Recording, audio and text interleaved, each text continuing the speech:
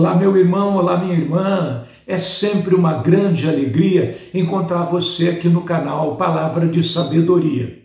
E muito mais no dia de hoje, dia 8 de dezembro, dia em que a igreja celebra a festa litúrgica da Imaculada Conceição de Maria.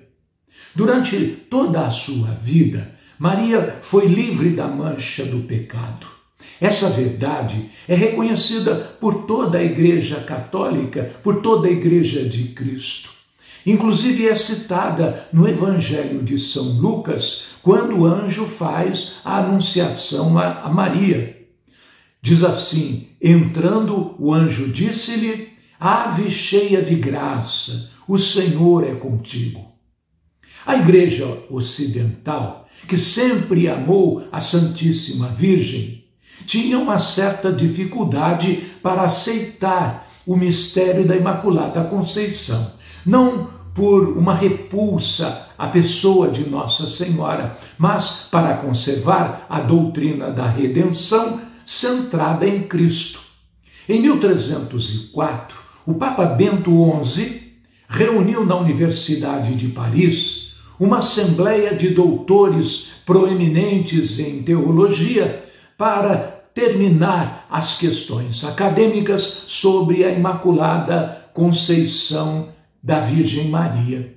Foi o franciscano Duns Scoto, João Duns Scoto, que defendeu o dogma da Imaculada Conceição de Nossa Senhora. E o vídeo que você vai assistir a seguir retrata esse momento em que doutos prelados da época debatem vigorosamente o tema da Imaculada Conceição. E com ardoroso brilhantismo, o beato Duns Scoto demonstra a irrefutável predileção divina pela doce e humilde serva do Senhor. Com a palavra, João Duns Scoto. Justifique suas teses. Existem 3 modos para demonstrar que Maria foi preservada do pecado original. Primeiro, já que Deus é onipotente, deve não só poder sanar os pecados, mas também preveni-los. Se apenas os sanasse, por exemplo, perdoando-os, não os sanaria de um modo perfeitíssimo. Devia fazer de modo com que ao menos um filho de Adão nascesse sem culpa. Por isso, ele preservou Maria. Segundo, Jesus, sendo um perfeitíssimo mediador, consegue, pelos seus méritos, afastar toda a pena de quem é reconciliado. Ora, o pecado original é uma pena maior do que a pena de não poder ver a Deus no paraíso. Porque entre as penas das criaturas inteligentes, a maior delas é o pecado. Portanto, se Cristo foi o reconciliador perfeitíssimo, ele devia fazer com que ao menos uma pessoa fosse preservada do pecado original. Terceiro, uma pessoa só pode ser plenamente reconciliada por Jesus quando recebe dele o bem supremo que só ele pode dar. E com Cristo se pode obter a inocência, ou seja, a preservação da culpa, ou já contraída ou a ser contraída. Ninguém teria Cristo como sumo mediador se ele não tivesse preservado ao menos alguém do pecado original.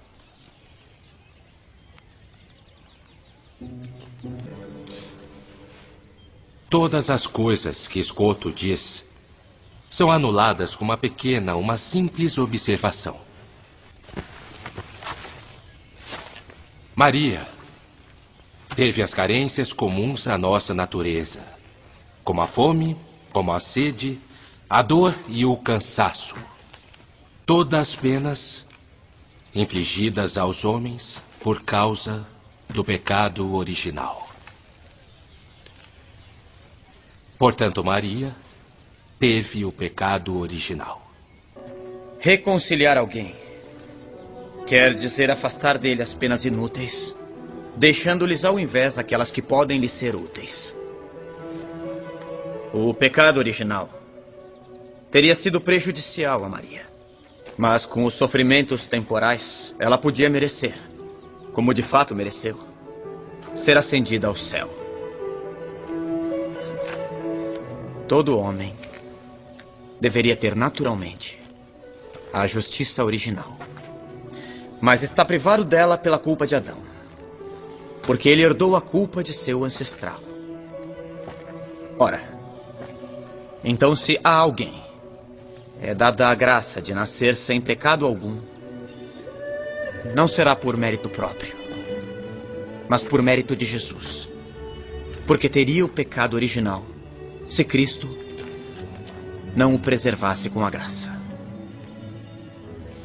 Ora, como se pode conferir a graça depois do primeiro instante, ela também pode ser conferida no primeiro instante. Deus tem este poder, porque é onipotente, como de fato fez com Maria, que ganhou este amor, suportando os sofrimentos da vida de maneira exemplar.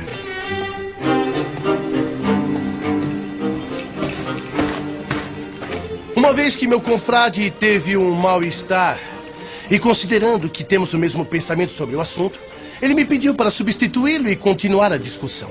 Isto seria contrário às regras da discussão. É verdade.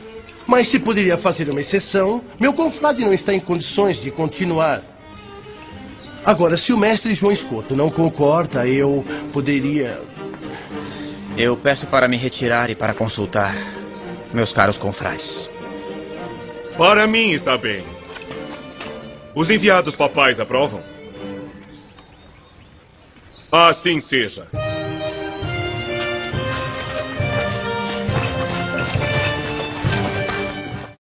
Vamos.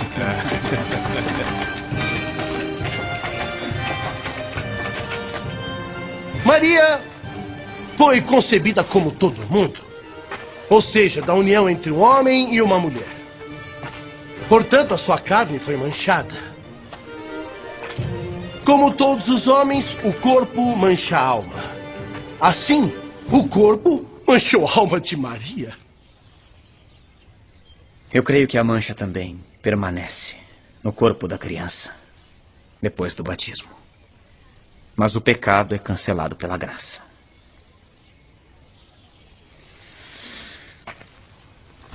Diga-me, pode Deus não perceber o momento da geração? Pode um instante de tempo não ser percebido por Ele? Ele que é Senhor da eternidade? Será que a natureza é de fato mais forte para manchar do que a graça para santificar? Portanto, a graça foi infusa na alma de Maria no primeiro momento de sua concepção.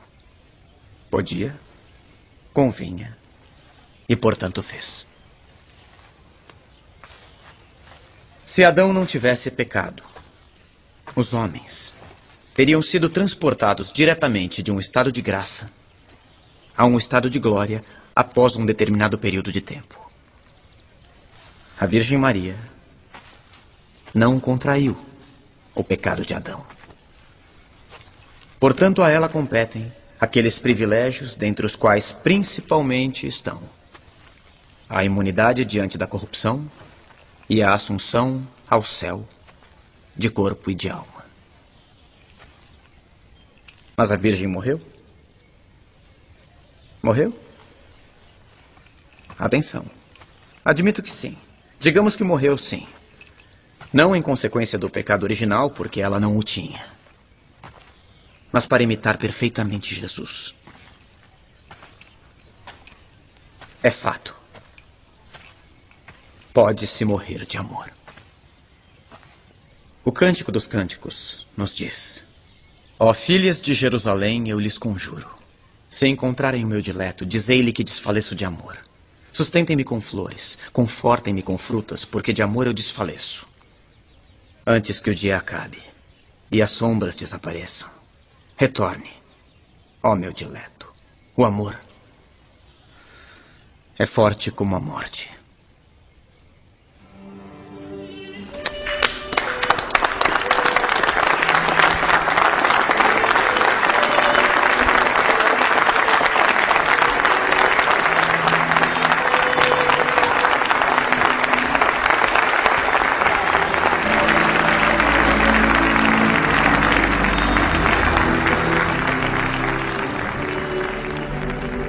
João Duns Scoto venceu a disputa na Universidade de Paris em 1305. Faleceu em Colônia 3 anos mais tarde, em 1308. A 8 de dezembro de 1854, o Papa Pio IX proclamou solenemente o dogma da Imaculada Conceição de Maria.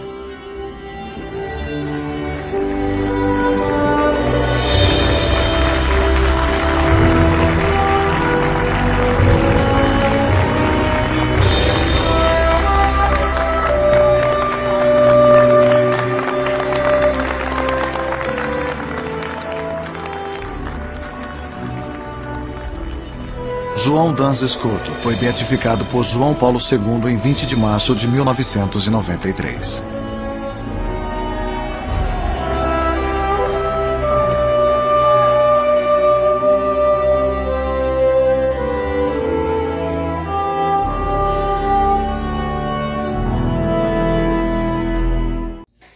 E foi com a bula papal de Bento XI, Inefabilis Deus, que a Igreja oficialmente reconheceu o dogma da Imaculada Conceição, reconhecendo e declarando Maria isenta do pecado original. A própria Virgem Maria, na sua aparição em Lourdes, em 1858, confirmou a definição dogmática e a fé do povo, dizendo para Santa Bernadette e para todos nós: eu sou a Imaculada Conceição.